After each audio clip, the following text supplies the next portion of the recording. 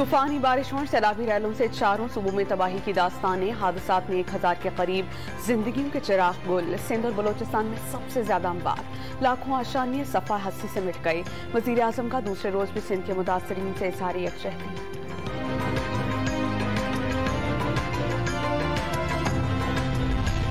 Iran के सदर सैयद इब्राहिम रईसी का वज़ीर आज़म मोहम्मद शहबाज शरीफ से टेलीफोनिक राबता। सैलाब से तबाही पर इज़हार अफसोस। वज़ीर आज़म ने सैलाब की सूरत हाल पर सदर रईसी की हमदर्दी पर उनका शुक्रिया अदा किया। दरियाए स्वात में एक बार फिर ऊंचे दर्जे का सैलाब फालेर नामी पूरा गांव बहा ले गया। कालाम बाजार में 2 मार्केट्स सैलाबी रैले की नजर हो गई। मकामी अफराद खौफ और हिरास का शिकार। इमदादी कार्रवाइयां सियासत की नजर। बलोचिस्तान में सियासी नुमाइंदों ने शराइत रखनी।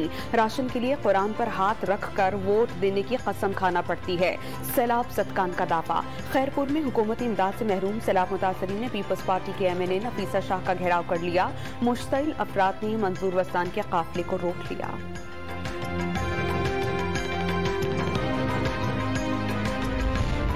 और वज़ीर ख़जाना खैबर पख्तूनख्वा का खत वफाकी हुकूमत के लिए दर्द सर बन गया। वज़ीर ख़जाना मिफ्ताह इस्माइल और वज़ारत ख़जाना के हुक्काम का IMF से राबता।